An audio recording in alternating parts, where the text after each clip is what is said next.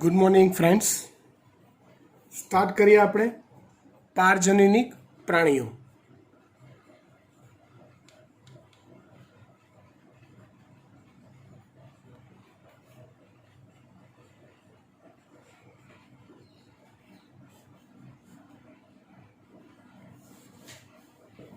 પારજનનિક પ્રાણીઓ એટલે શું થાય? તો સિમ્પલ છે, એનું અર્થઘટન તમે કરો કે એવા પ્રાણીઓ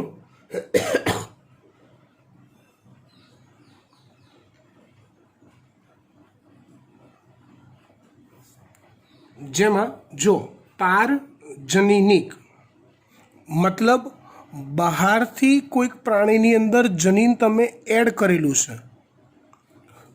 કુદરતી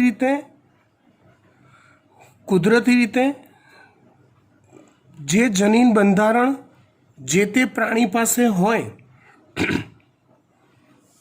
એ બંધારણમાં ફેરફાર કરાયેલો હોય અને કોઈક બીજું જનીન બહારથી કોઈક અન્ય પ્રાણીમાંથી કે અન્ય વનસ્પતિમાંથી કે અન્ય બેક્ટેરિયામાંથી કોઈનામાંથી પણ જનીન લઈ ને એ પ્રાણીની અંદર જો સ્થાપિત કરવામાં આવ્યું હોય તો એવા પ્રાણીઓને પારજનનિક પ્રાણીઓ કહેવાય છે. એવા પ્રાણીઓ કે જેમાં તેમના કુદરતી જનીન બંધારણ સિવાય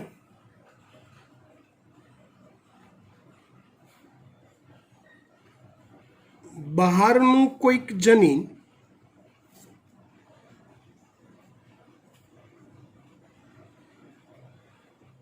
સ્થાપિત કરાયેલ હોય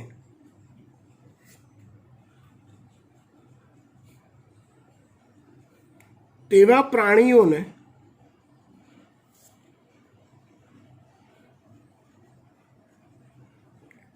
પારજનનિક પ્રાણીઓ કહેવાય છે. બહારથી કોઈ જનીન દાખલ કરીને સ્થાપિત કરાયેલું હોય તો આવા પ્રાણીઓને પારજનનિક પ્રાણીઓ કહેવાય છે. આવા પારજનનિક પ્રાણીઓ મનુષ્ય દ્વારા ઉત્પન્ન કરવામાં આવતા હોય છે લેબોરેટરીમાં.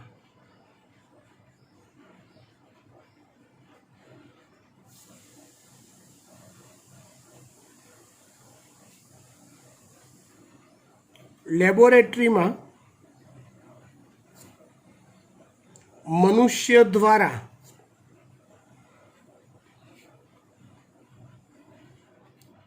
ઉત્પન્ન કરવામાં આવતા હોય છે.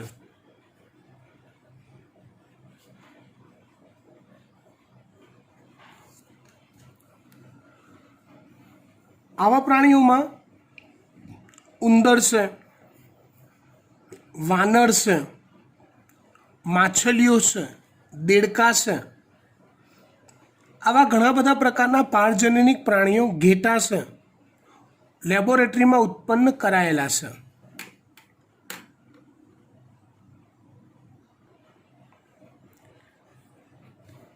આવા પ્રાણીઓ પૈકી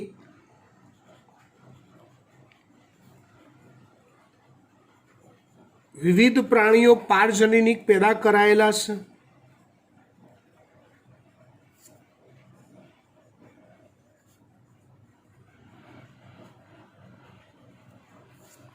જે પૈકી 95% કરતાં વધુ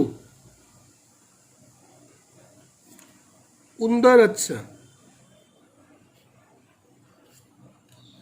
બહુ બધા પારજનનિક પ્રાણીઓ પેદા કરાયેલા છે, જે પૈકી 95% કરતાં પણ વધુ તો ઉંદર જ છે. હવે તમે સમજો પારજનનિક પ્રાણીઓ પેદા કરવાનો હેતુ શું હોય? તો અલ્ટિમેટલી તેનો હેતુ માનવ જાતિનો કલ્યાણ હોય છે.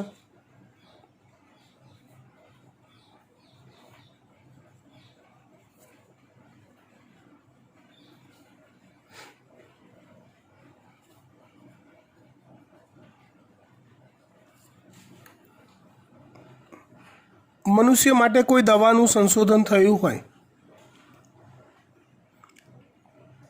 તો એ દવા અકસીર છે કે નહીં,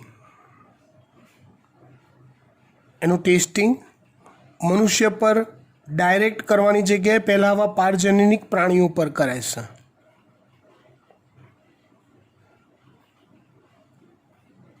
એ દવાની કોઈ આડઅસર તો નથી ને, બીજી કોઈ રોંગ ઇફેક્ટ નથી આવતી ને? જુદા જુદા રોગકારકોની અસર કયા કયા સ્ટેજમાં કેવી કેવી થાય છે એ જાણવા આવા પારજનનિક પ્રાણીઓનો ઉપયોગ થાય છે. ઘણીવાર મનુષ્ય માટેનું જરૂરી કોઈક ઉત્પાદન આવા પારજનનિક પ્રાણીઓમાંથી પેદા કરવામાં આવે છે. ઇન શોર્ટ, પારજનનિક પ્રાણીઓ ઉત્પન્ન કરવાનો હેતુ માનવ જાતનું કલ્યાણ છે. હા, તમારા નોલેજ માટે તમને કહી દઉં, ખાલી આપણા અભ્યાસક્રમમાં નથી, ખાલી તમારા નોલેજ માટે સાંભળી લો એકવાર. હંમેશા સિક્કાની બે બાજુ હોય. આવા પારજનનિક પ્રાણીઓનો ઉપયોગ માનવજાતિના કલ્યાણ માટે કરવામાં આવતો હોય છે, પરંતુ વિકૃત મનુષ્ય કે વિકૃત સાયન્ટિસ્ટ કે વિકૃત દેશ માનવ જાતિનો કચ્ચર ઘાણ વાળવા માટે પણ જૈવિક શસ્ત્ર તરીકે પણ આવા પારજનનિક પ્રાણીઓનો વિકૃત ઉપયોગ કરતા હોય છે. એવું કહેવાય છે, નોટ શ્યોર, પણ એવું કહેવાય છે કે કોરોના વાયરસ પણ આવી જ એક વિકૃતિની પેદાશ છે. એવું આપણે બધા ન્યૂઝપેપરમાં ને બધે વાંચતા હતા ને કે ચાઇનાના વુહાનમાં આવેલી વાયરોલોજી લેબ એટલે એવા વાયરસ કે જે પારજનનિક હોય, એમાં જનીન બંધારણમાં ફેરફાર કરાયેલા હોય, એ લેબમાં કોરોનાના વાયરસ પેદા થયેલા છે કે કરાયેલા છે. ઇન્ટેન્સલી, નોન ઇન્ટેન્સલી, વી ડોન્ટ નો. પણ કોરોના એ હાલ એક જાણીતું ઉદાહરણ છે પારજનનિક પ્રાણીઓ પેદા કરી, સજીવો પેદા કરી એની વિકૃત અસર સમગ્ર દુનિયાને આપવાનું. હવે પારજનનિક પ્રાણીઓ પેદા કરવા માટેના કયા કયા હેતુ હોઈ શકે? તો એનો પહેલો હેતુ સામાન્ય દેહધર્મ વિદ્યા અને વિકાસ.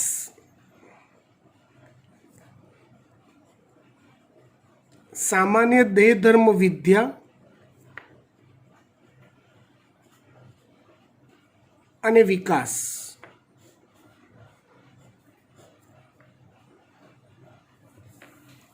મતલબ શું? તો કે શરીરમાં ઉત્પન્ન થતા, હેતુ અહીંયા તમારે દરેક વખતે મનુષ્યને કેન્દ્ર સ્થાને રાખવાનું છે કે મનુષ્ય માટે છે આ. સમજો તો કે શરીરમાં ઉત્પન્ન થતા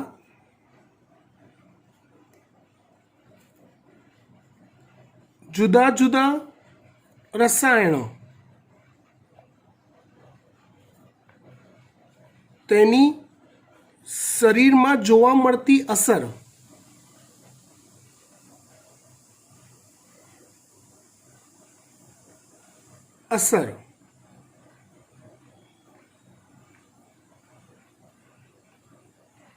તેની વધુ માત્રાની અસર,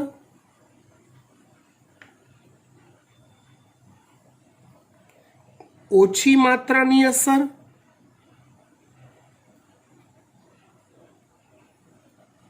આ બધું મનુષ્યની સામાન્ય દેહધાર્મિક ક્રિયા પર અને એના શારીરિક માનસિક વિકાસ પર અસર કરે છે?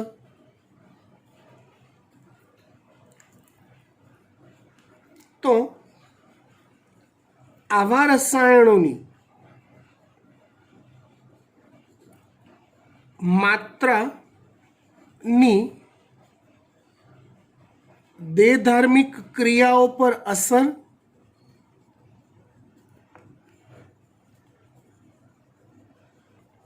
ચકાસવા માટે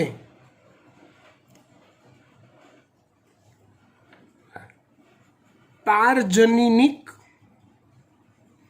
પ્રાણીઓનો ઉપયોગ કરાય છે. ચલો દાખલા તરીકે હું તમને સમજાવું. તમે 11માં અંતઃસ્ત્રાવોવાળું એક આખું ચેપ્ટર ભણ્યા, મનુષ્યના અંતઃસ્ત્રાવો, જેમાં ગ્રોથ હોર્મોન છે, થાઇરોઇડ સ્ટિમ્યુલેટિંગ હોર્મોન છે, થાઇરોટ્રોપિક હોર્મોન જેને કહેતા હતા આપણે, કેલ્સિટોનિન છે, ઇન્સ્યુલિન છે. હા, આવા જાત જાતના અંતઃસ્ત્રાવવાળું આખું ચેપ્ટર ભણ્યા.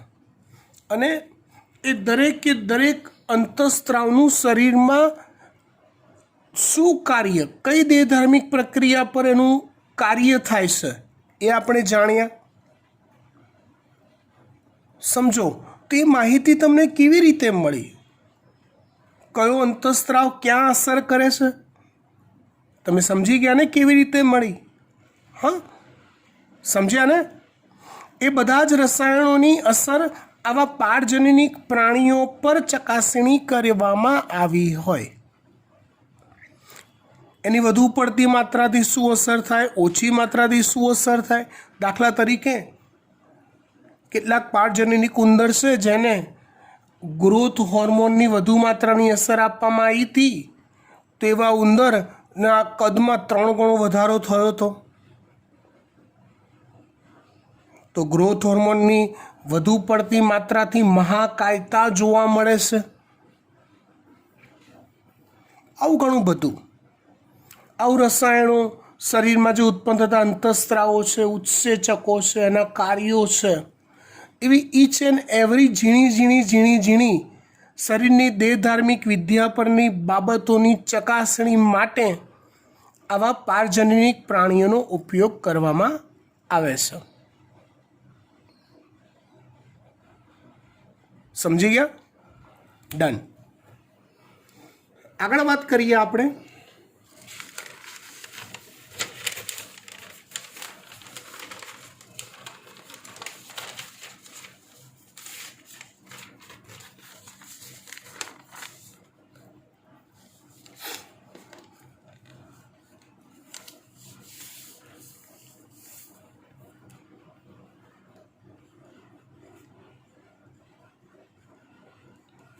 રોગનો અભ્યાસ.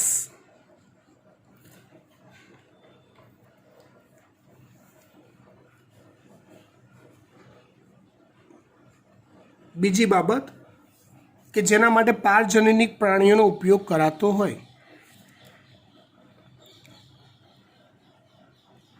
રોગનો અભ્યાસ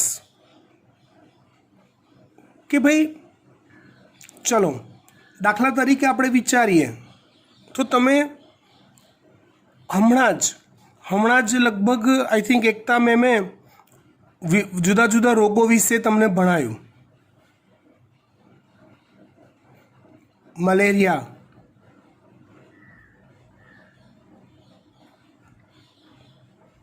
એઇડ્સ, તો એ રોગોના સ્ટેજીસ કેવી રીતે ફેલાય છે, કયા તબક્કામાં કયા ચિહ્નો જોવા મળે છે, કયા સંજોગોમાં વ્યક્તિનું મૃત્યુ થાય છે, આ બધાનું આપણી પાસે ડિટેલ નોલેજ આપણી પાસે બી છે અને ડૉક્ટરો પાસે બી છે. જેટલા ચલો કોરોના છે, હા, તો એના માટેનું દુનિયામાં સૌ પ્રથમ વખત આવ્યો તો એટલે અલગ અલગ દેશના અલગ અલગ વૈજ્ઞાનિકો આવા પારજનીનિક પ્રાણીઓ પર એ કોરોનાના વાયરસની ઇફેક્ટ ચકાસતા હોય ને એના પરથી તારણ કાઢતા હોય કે કોરોના આ રીતે ફેલાઈ શકે છે, કોરોના આ રીતે ફેલાઈ શકે છે, એના કોરોનાથી આવા લક્ષણો જોવા મળે છે, રાઈટ? તો એ કેવી રીતે જાણી શકાયું હોય? આવા પારજનનિક પ્રાણીઓની મદદથી જાણી શકાયું હોય, બરાબર? એનો અભ્યાસ કરવા માટે પારજનનિક પ્રાણીઓનો ઉપયોગ કરાય છે.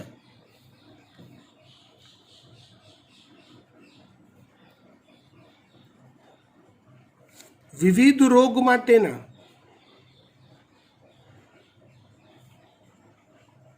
સૂક્ષ્મ જીવોને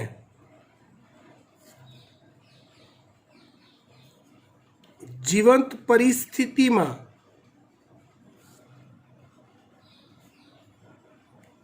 આવા પારજનનિક પ્રાણીઓના શરીરમાં દાખલ કરવામાં આવે છે.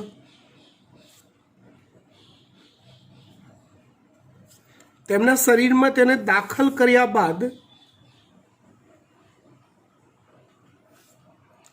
ત્યારબાદ તે રોગકારકો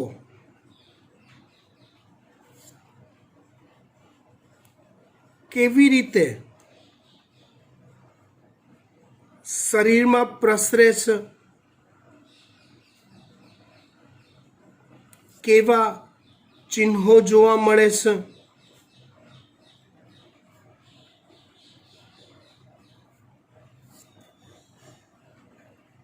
વગેરે જેવી અનેક બાબતો નો અભ્યાસ કરવામાં આવે છે.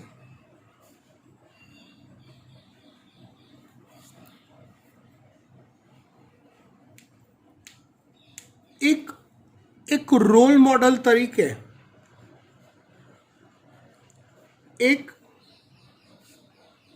મોડલ તરીકે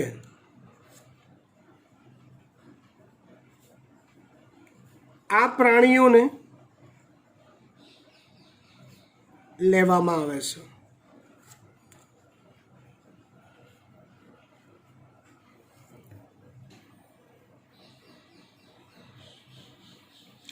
એકચ્યુઅલી આનું એક આગળનું નવું સ્ટેપ છે. રોગનો અભ્યાસ તો થાય પણ સાથે સાથે એ રોગકારક આપણે રોગના સૂક્ષ્મજીવો જે તે પ્રાણીમાં દાખલ કર્યા એટલે એ પ્રાણી રોગકારક થઈ ગયો. તો પહેલા તબક્કામાં આપણે રોગના ચિહ્નો કેવી રીતે ફેલાય છે, શું કરે છે, એ બધું ચેક કરવા માટે એનો અભ્યાસ કરવા માટે આપણે આપ્યા હતા એમને સૂક્ષ્મજીવો. હવે ત્યાર પછીના તબક્કામાં એ રોગોની સારવાર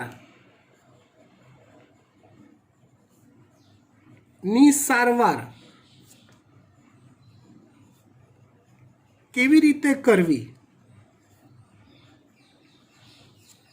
તેની ચકાસણી માટે પણ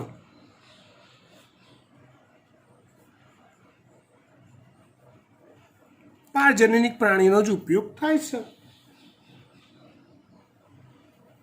હાલના ટાઈમમાં કેન્સર છે,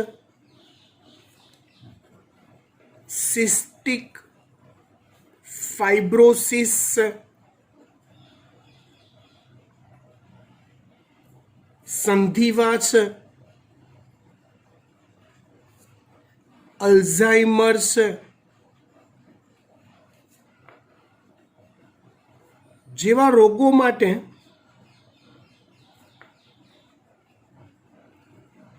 સફળતાપૂર્વક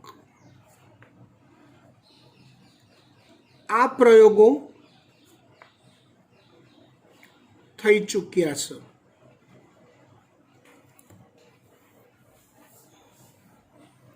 ત્યાર પછી ત્રીજું, જૈવિક નિપજો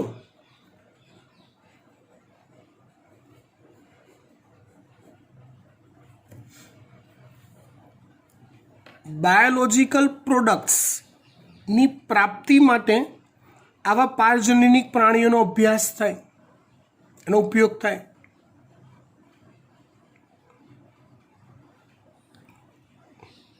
દાખલા તરીકે આપણે ઇન્સ્યુલિન જે પ્રાપ્ત કરી રહ્યા છીએ એ આવા જ પારજનનિક બેક્ટેરિયામાંથી ઉત્પન્ન કરી રહ્યા છીએ જૈવ ભઠ્ઠીઓમાં. બરાબર ને? એટલે કોઈક સજીવની અંદર બીજું જનીન દાખલ કરવાનું કે જે આપણું મનુષ્યને ઉપયોગી હોય એવું રસાયણ પેદા કરતું હોય, એટલે એ પ્રાણી એ રસાયણ પેદા કરતું થાય અને મનુષ્ય એ રસાયણનો સીધો ઉપયોગ કરતું થાય. સમજ્યા? એટલે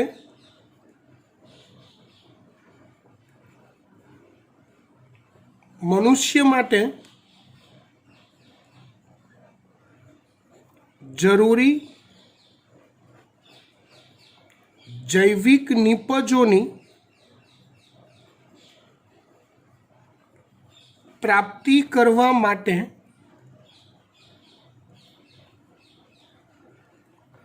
આવા પારજનનિક પ્રાણીઓનો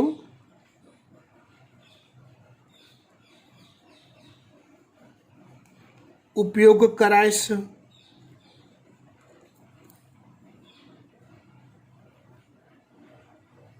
દાખલા તરીકે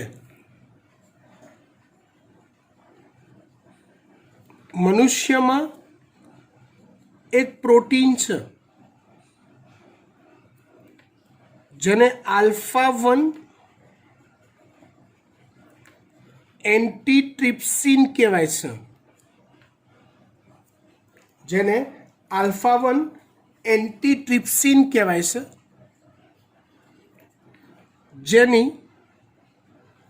જેનો ઉપયોગ એમ્ફીસેમા, આ શ્વસન માર્ગનો એક રોગ છે, એ એમ્ફીસેમાની સારવાર માટે થાય છે.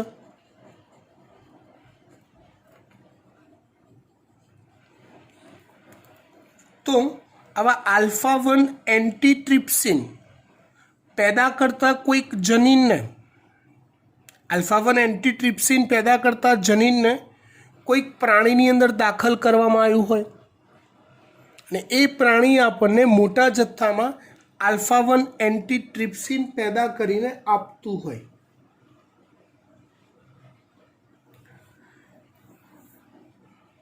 ને આપણે જરૂર પડે એવી રીતે એમ્ફીસેમાના દર્દીને એ આલ્ફા-1 એન્ટીટ્રિપ્સિન પ્રોવાઈડ કરતા હોઈએ છીએ. બીજી એક સરસ વાત કરું. મનુષ્યના દૂધમાં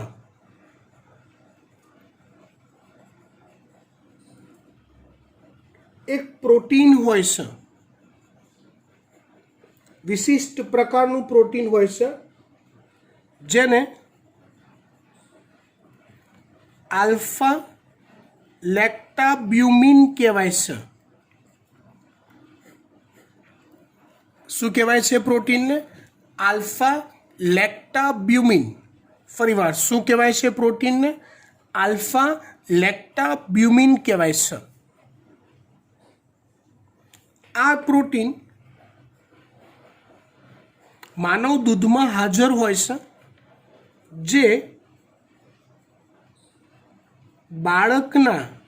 નાના બાળકના મતલબ કે જે સ્તનપાન કરતું હોય એવું બાળક, એ બાળકના વૃદ્ધિ અને વિકાસ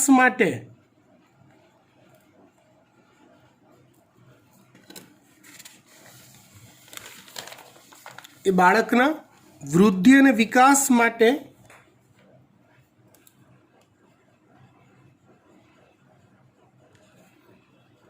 અનિવાર્ય હોય છે, ખૂબ જરૂરી હોય છે. સામાન્ય ગાયના કે ભેંસના દૂધમાં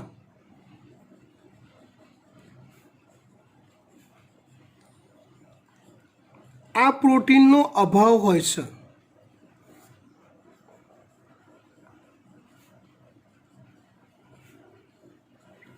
સામાન્ય ગાયના કે ભેંસના દૂધમાં આ પ્રોટીનનો અભાવ હોય છે. તો 1977માં રોઝી કરીને એક પારજનીનિક ગાય ઉત્પન્ન કરવામાં આવી,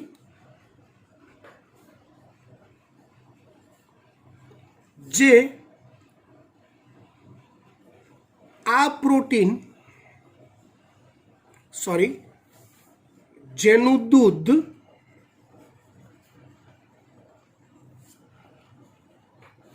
આ પ્રોટીન મોટા જથ્થામાં ધરાવતું હોય છે. આશરે 1 લીટરમાં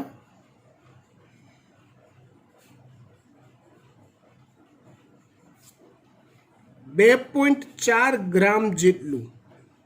ફરીવાર સમજો, કુદરતી રીતે કોઈ ગાય આવું દૂધ પેદા કરતી નથી, એના દૂધમાં આ પ્રોટીન હાજર હોતું નથી. કયું પ્રોટીન?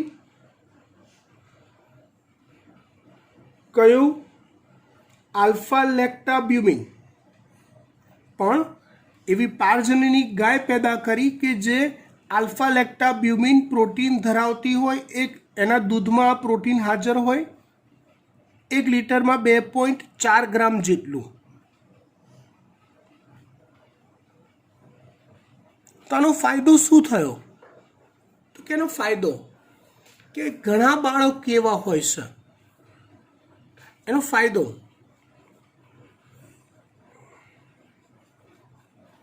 ઘણા બાળકો એવા હોય છે કે જેની માતા એને જન્મ આપ્યા બાદ મૃત્યુ પામી ચૂકી હોય છે, કે પછી મોડર્ન અથવા અર્બન લાઈફસ્ટાઈલમાં માતા એ બાળકને સ્તનપાન કરાવવામાં માનતી હોતી નથી. તો ઓબ્વિયસલી બાળકની વૃદ્ધિ અને વિકાસ પર એની અસર થશે જ, કેમ કે નોર્મલ ગાયના દૂધમાં આવા પ્રોટીન હોતા નથી. તો એવા સંજોગોમાં આવા દૂધનો પાવડર બનાવી, એટલે લોંગ ડ્રાય કરી દો દૂધને. ડ્રાય દૂધ એટલે પાવડર સ્વરૂપ ધારણ કરે. આવા દૂધનો પાવડર તૈયાર કરી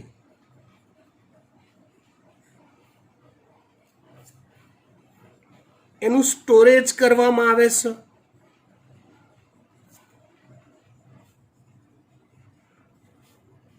અને જરૂર જણાય તે બાળકોને આવા પાવડરમાંથી દૂધ બનાવી આપવામાં આવે છે. તમને જો ખ્યાલ હોય તો નાના બાળકોને ઓલું આપણું રેગ્યુલર દૂધ આપવાની જગ્યાએ મેડિકલ સ્ટોરમાંથી પાવડર વાળું દૂધ લઈને દૂધનો પાવડર લાવવામાં આવે છે ને એને પાણીમાં ઓગાળીને દૂધ બનાવીને પીવડાવવામાં આવે છે. તો એ આવા પારજનની ગાયમાંથી મેળવાયેલું દૂધ હોય છે, એનો પાવડર હોય છે. સમજી ગયા? ત્યાર પછી વાત કરીએ આપણે રસી સુરક્ષા.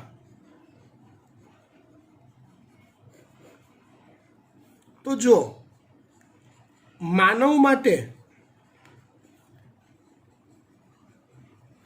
તૈયાર કરાયેલી કોઈ રસી ઇફેક્ટિવ છે કે નથી, એની કોઈ આડઅસર છે કે નથી, એની ચકાસણી કરવા માટે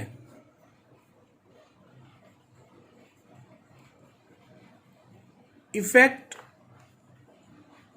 અને તેની આડઅસર વગેરે બાબતોની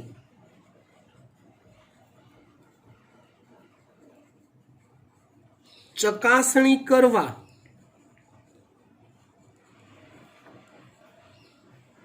પારજનીનિક પ્રાણીઓનો ઉપયોગ થાય છે।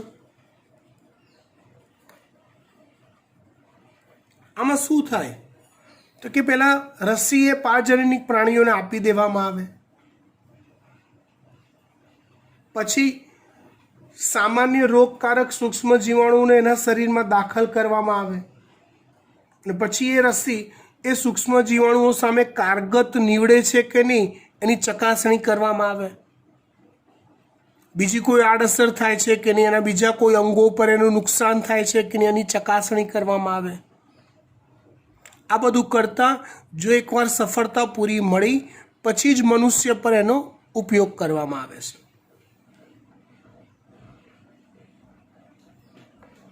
એવી જ રીતે વાત કરીએ આપણે રાસાયણિક સુરક્ષા પરીક્ષણ।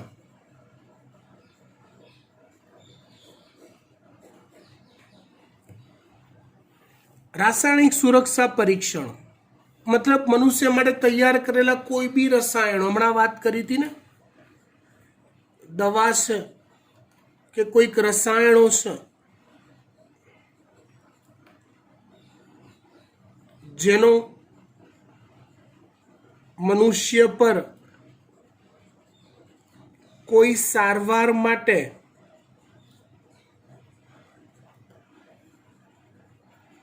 ઉપયોગ કરવો હોય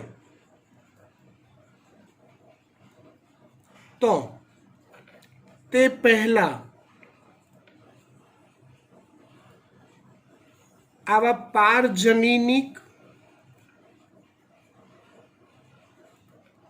પ્રાણીઓ પર તેની ચકાસણી કરાય છે અને ઓકે હોય, કોઈ ઇસ્યુ ના હોય તો જ મનુષ્યને તેનો ઉપયોગ કરવા દેવામાં આવે છે, બજારમાં એને મૂકવામાં આવે છે।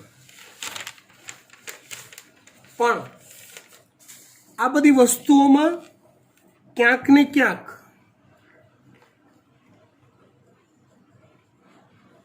નૈતિક પ્રશ્નો નડે છે।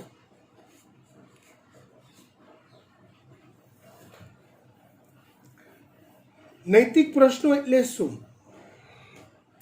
તો કે માનવ જાતિની સુરક્ષા માટે આ બધું જે બી થયું માનવ જાત માટે જ થયું।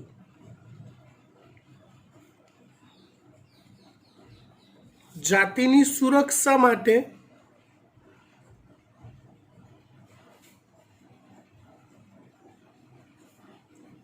કે એની સગવડ માટે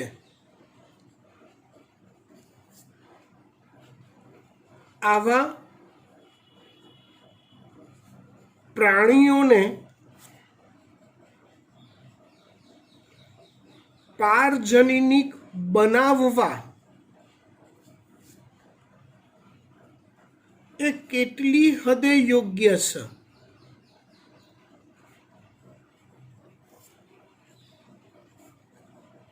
આ સવાલ ઊભો થયો છે। આમ જોવા જાવ ને તો આપણો પહેલો દ્રષ્ટિકોણ કહેશે કે હા બરાબર છે, કરી શકાય, પણ પૃથ્વી એ માનવના બાપની જાગીર નથી। પૃથ્વી પરના પ્રાણીઓ, વનસ્પતિઓ એ આપણી જાગીર નથી। એ લોકો પણ મનુષ્યની સાથે સાથે જ વસવાટ કરતા એક અલગ પ્રકારના સજીવ છે। એની સ્વતંત્રતા હણવાનો આપણને કોઈ હક નથી। તમને એક ઉદાહરણ આપું ને, એક કલ્પના કરાવડાવું ને એટલે આખી વાત તમારા મગજમાં ચોંટી જશે કે હા નૈતિક દૃષ્ટિએ આ યોગ્ય નથી। એવું ધારી લો કે પૃથ્વી પર આવનારા સમયમાં મનુષ્ય કરતાં પણ વધુ બુદ્ધિશાળી અને વધુ સક્ષમ પ્રાણીનું નિર્માણ થઈ ગયું, એવું ધારી લો. કલ્પના કરો. અને એ પ્રાણી પોતાના માટેના કોઈક રસાયણો બનાવવા માટે, પોતાના માટેની કોઈ ચકાસણીઓ કરવા માટે જો મનુષ્યને પાંજરામાં પૂરવાનું, લેબોરેટરીના પ્રાણીઓ એટલે પાંજરામાં પૂરાયેલા, હા, પાંજરામાં પૂરવાનું ચાલુ કરે અને આવા રસાયણોના અખતરા મનુષ્ય પર કરે. તમે ઇમેજ કરી શકો, કલ્પના કરો આવી કે તમને કોઈક આવા પરીક્ષણો માટે તમારા જનીનોમાં ફેરફાર કરાયો હોય, તમારી અંદર કોઈક આવા રોગકારકો દાખલ કરી એ રોગોની અસર કેવી હોય એ ચકાસવાનું હોય. તમે ખાલી ને ખાલી પોતાનું જીવન એ પ્રાણીના રોલ મોડલ તરીકે ખાલી ચકાસણી કરવા જ તમારું જીવન હોય તો સમજી ગયા ને? એટલે એક દ્રષ્ટિએ જો જોવા જાઓ મનુષ્યના પોઈન્ટ ઓફ વ્યૂથી તો આ વસ્તુ સારી છે ને સાચી છે, પણ સામે નૈતિક પ્રશ્નો જે છે એ પણ ઘણા બધા પ્રશ્નો ઊભા કરે એવા છે કે ભાઈ ના યાર, પ્રેક્ટિકલી આ વસ્તુ એટલી જોઈએ એવી યોગ્ય નથી. એટલે ભારત દેશમાં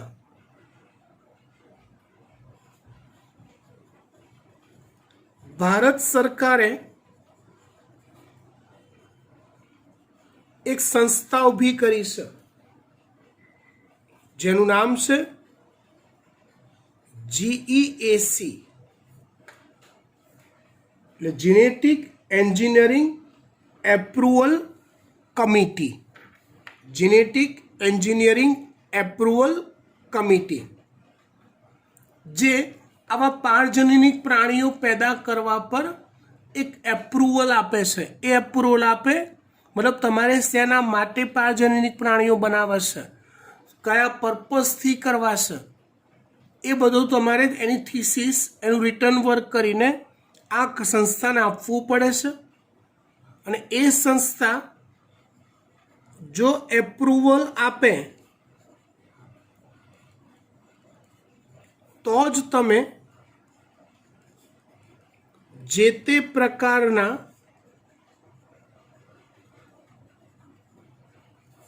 પારજનનિક પ્રાણીઓ પેદા કરી શકો છો. એક વસ્તુ વિચારો, જો આવા પારજનનિક પ્રાણીઓ જો ખુલ્લા કુદરતમાં આવી ગયા, આમાં કોરોના માટે બી એવું જ મનાય છે કે લેબમાં ટેસ્ટિંગ માટે કદાચ બન્યા હશે અને કોઈ ભૂલથી એ મુક્ત થઈ ગયા છે, તો માની લો કે આવા પારજનનિક પ્રાણીઓ લેબોરેટરીમાંથી મુક્ત થઈને કોઈ કારણથી સામાન્ય જીવન જીવવા આવી ગયા, તો નેચરલી એ બહુ મોટી સમસ્યા ઊભી કરી દેશે. આવા પણ કિસ્સા છે અને આવા પણ પ્રશ્નોનું સમાધાન આપણે હજી શોધવાનું બાકી છે.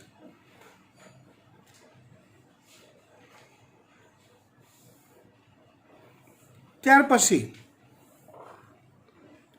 2 ટોપિક બાકી રહ્યા ચેપ્ટરમાં. આ નૈતિક પ્રશ્નોની અંદરનો જે એક ટોપિક છે જૈવ પેટન્ટ.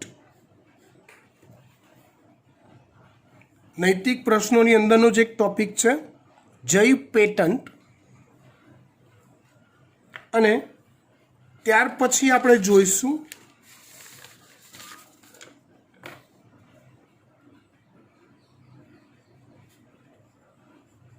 જૈવ તસ્કરી.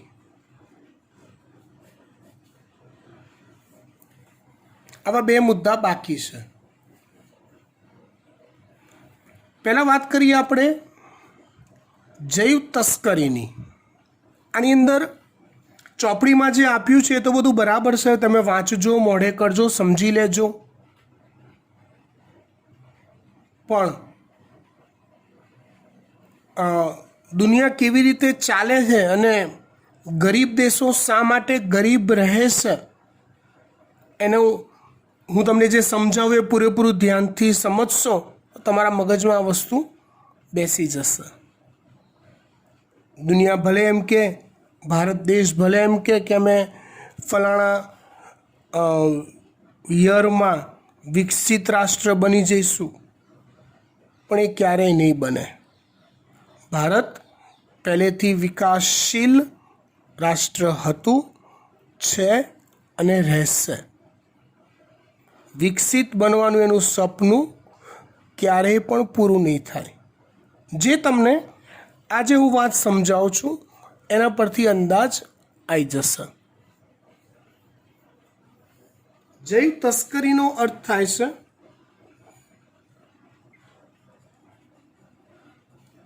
જૈવિક ઘટકો કે નિપજોની ચોરી. આવો સીધો સાદો અર્થ થાય. તસ્કરી એટલે ચોરી, જૈવ તસ્કરી એટલે જૈવિક ઘટકો કે નિપજોની ચોરી. ખબર ના પડી શું કહેવા માગે છે.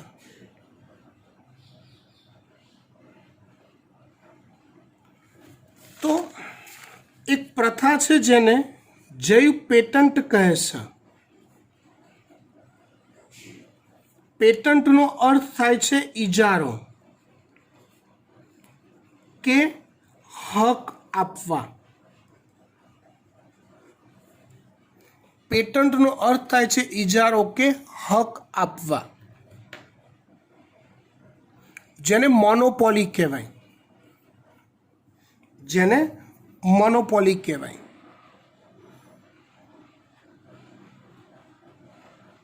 દાખલા તરીકે તાજેતરની જ વાત કરીએ તો કોરોનાની રસી જે તે દેશ શોધી કાઢશે, જે તે દેશની જે તે સંસ્થા, અને એને એપ્રુવલ મળશે તો એ સંસ્થા એની પેટન્ટ નોંધાવશે. વર્લ્ડ લેવલે, ઇન્ડિયા લેવલે, અલગ અલગ દેશોમાં જ્યાં શોધાશે ત્યાં. મતલબ એ રસાયણ કે એ દવાનું ઉત્પાદન, રસીનું ઉત્પાદન એ જ કંપની કરી શકશે, અથવા એ કંપની જેને ઇજારો પોતાનો આપે કે ભાઈ હું તને છૂટ આપું છું કે તું પણ આ ઉત્પાદન કરી શકે, એ જ એનું ઉત્પાદન કરી શકશે.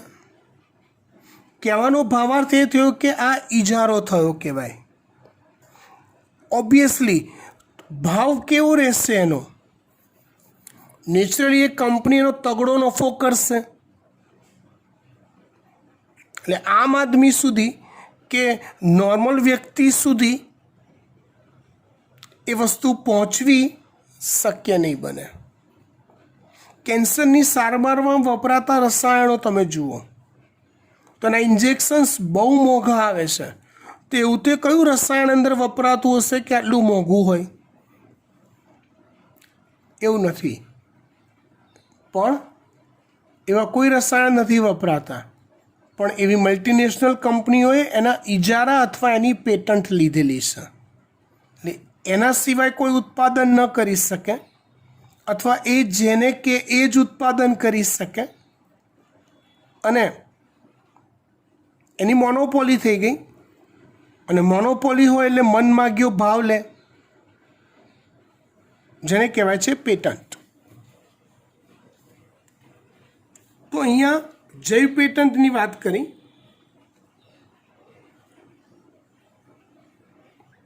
માનવ માટે જરૂરી હોય તેવા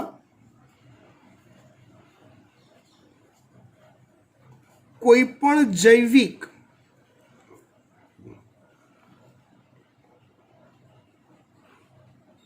શોધ સંશોધન માટે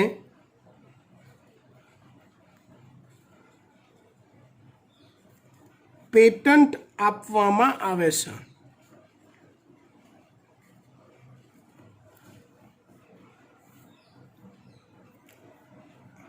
ભારત દેશની અંદર એ કાયદો 10 વર્ષનો છે.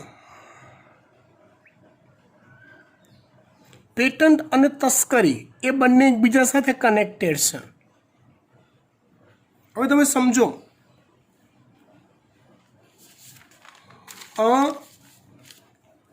બાસમતી ચોખા જે છે ને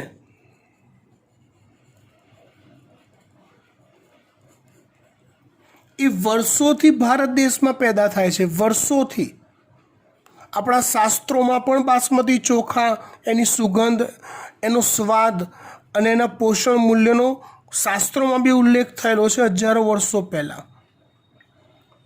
મતલબ બાસમતી ચોખા એ વર્લ્ડની સૌથી બેસ્ટ જાત છે ચોખાની.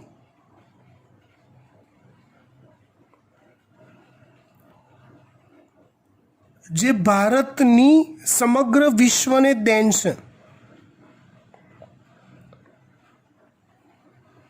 એટલે તમે સમજો, ધંધાકીય હેતુસર દુનિયામાં ક્યાંય બી કોઈ બી જગ્યાએ ચોખાની વાત આવે તો સૌથી બેસ્ટ જાત આવે છે બાસમતી ચોખા. એટલે એ બાસમતી ચોખા પર મોનોપોલી અથવા એમાંથી આર્થિક રીતે કમાવાનો હક કોનો? તો કે ભારતના ખેડૂતોનો છે. સીધી સાદી વાત છે ને બેટા? હા, સીધી વાત છે ને? કેમ કે જે દેશનો વારસો છે બાસમતી ચોખા, તો એમાંથી નીત નવી જાતો ડેવલપ કરીને એમાંથી કમાવાનો જે હક છે એ ભારતના ખેડૂતોનો છે. એ ભારતનો વારસો છે. આમ છતાં સમજો, આમ છતાં તેની પેટન્ટ અમેરિકાની કંપની પાસે છે. શેની? તેની એટલે તો કે બાસમતી ચોખાના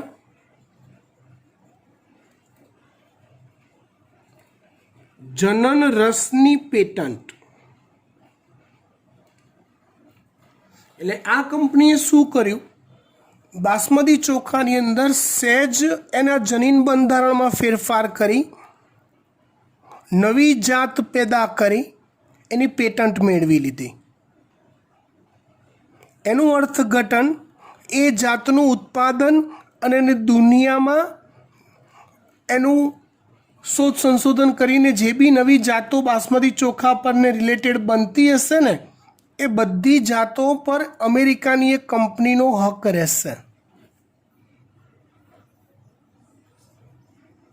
એનો અર્થ એવો નથી કે ભારતના ખેડૂતો બાસમતી ચોખા વાવી નહીં શકે.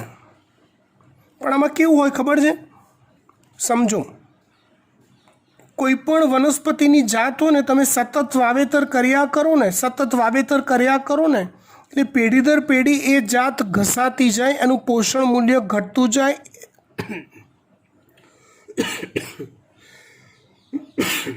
એ જાત નબળી પડતી જાય. એવા સંજોગોમાં તમારે એની અંદર જનીન બંધારણમાં ફેરફાર કરી નવી જાત પેદા કરવી પડે. તો એ નવી જાત પેદા ભારતના વૈજ્ઞાનિકો, ખેડૂતો નહીં કરી શકે, અમેરિકાના કરી શકશે. એટલે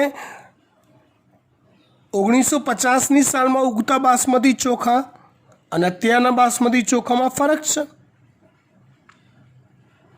એક સમય એવો આવશે કે તમારા મારા ઘરે જ્યારે કોઈ લગ્ન પ્રસંગ હશે ત્યારે ઉત્તમ સુગંધવાળા અને બેસ્ટ ચોખાની જો વાત આવશે તો એ તમારે અમેરિકાથી ઇમ્પોર્ટ કરવા પડશે. પણ ચિંતા ના કરો, એની પણ વ્યવસ્થા ગોઠવાઈ ગઈ છે. અમેરિકાની સુપર મોલ કંપનીઓ ભારતમાં આવી રહી છે, વોલમાર્ટ ને એ બધી, જે આ જ ચોખા તમને પધરાવશે મોંઘા ભાવે.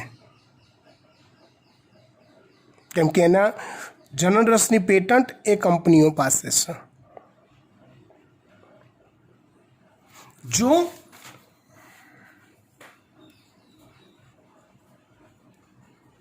જો કોઈ દેશ ના જૈવિક વિવિધતાનો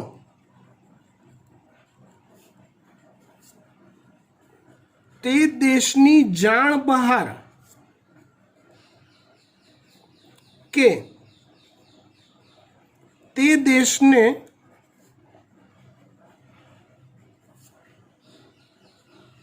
લાભ આપ્યા વગર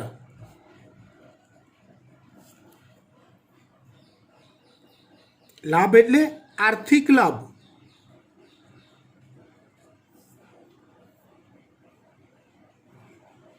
જો તેની પેટન્ટ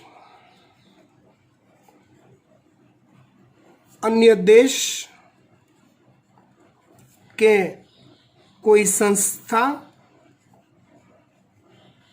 મેળવે છે પેટન્ટ સ્વરૂપે,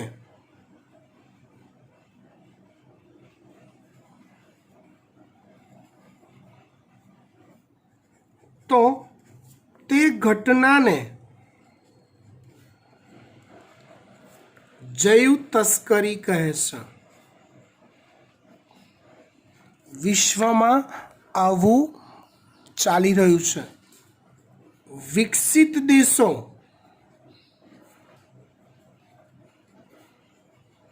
અને તેની સંસ્થાઓ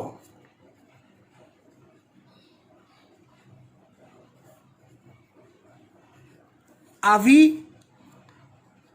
પેટન્ટ મેળવીને જૈવ તસ્કરી કરી રહ્યા છે, જેનાથી ભારત, બ્રાઝિલ, આફ્રિકાના વિવિધ દેશો કે જે જૈવ વિવિધતાથી સભર છે એ દેશો ક્યારેય ઊંચા આવી શકતા નથી. આવી સમસ્યા છે. એટલે વિશ્વમાં આવી જૈવ તસ્કરી અને આવી પેટન્ટ મેળવવાની પ્રથા પર બહિષ્કાર થવો જોઈએ અને આવી પ્રથાઓ બંધ થવી જોઈએ. કારણ કે બાસમતી ચોખા જે દેશની પેદાશ છે એમાંથી આર્થિક લાભ એ જ દેશને થવો જોઈએ, એ જ દેશને. તો જ એ ભવિષ્યમાં આગળ આવી શકશે. પણ વિકસિત દેશો એવું થવા નથી દેતા. એનું એક બીજું ઉદાહરણ તમને આપું. તમે સુગર ફ્રી નામ સાંભળ્યું હશે. ડાયાબિટીસના દર્દીઓ અથવા જેને પોતાનું વજન ઘટાડવું છે એવી વ્યક્તિઓ સુગર ફ્રીનો ઉપયોગ કરતા હોય છે. તો સુગર ફ્રી બનાવવા માટે એક બ્રાઝિલ દેશની અંદર એક છોડ છે બ્રાસિકા પ્રજાતિનો. લખું. બ્રાઝિલમાં બ્રાસિકા પ્રજાતિના છોડ થાય છે. એ છોડમાં એક પ્રોટીન સર્જાય છે કુદરતી રીતે, જેને બ્રાસિન કહેવાય છે. આ બ્રાસિન પ્રોટીન એ ખાંડ કરતાં અથવા શેરડી કરતાં લગભગ 2000 ગણું વધુ ગળ્યું છે. ટૂંકમાં તમારે જેટલી મીઠાશ લાવવા જેટલી ખાંડનો ઉપયોગ કરવો પડતો હોય એના કરતાં 2000માં ભાગનું બ્રાસિન વાપરો તો સરખી મીઠાશ મેળવી શકો. તો હવે બ્રાઝિલ દેશ જો આ બ્રાસિનનું આર્થિક હેતુસર ઉત્પાદન ચાલુ કરે તો કેવા જલસા પડી જાય એને. સમગ્ર દુનિયામાંથી એની પ્રોડક્ટ ખરીદવાવાળા લોકો મળી જાય. પણ મજા જુઓ કેવી મજા છે. તો આ બ્રાસિનની પેટન્ટ અમેરિકા પાસે છે. એટલે એનું ઉત્પાદન અમેરિકન સ્થિત કંપનીઓ જ કરી શકે છે. હા, બ્રાઝિલના લોકોને ના પાડી હોય એ એમના છોડમાંથી જાતે પોતાના માટે બનાવી શકે, પોતે ડાયરેક્ટ ઉપયોગ કરી શકે, પણ વૈશ્વિક સ્તરે ટેબ્લેટ સ્વરૂપે, રસાયણ સ્વરૂપે એને વેચવું એ ઇજારો અમેરિકન કંપની પાસે છે. એવું સાબિત કરે કે હા, આ શોધ સંશોધન અમે કરેલું છે, અમે તૈયાર કરેલું છે, પેટન્ટ અમને આપો, અને મળી બી જાય છે. જે ખરેખર જૈવિક દ્રષ્ટિએ સંપત્તિ છે બ્રાઝિલની, અને જલસા કરે છે, પૈસા કમાય છે કોણ? અમેરિકા. આવું બધા જ વિકસિત દેશો કરે છે. એટલે વિકાસશીલ દેશો કાયમ વિકાસશીલ જ રહેશે. એનીવે, અહીંયા આપણે આ ચેપ્ટર પૂરું કરીએ છીએ. Thank you.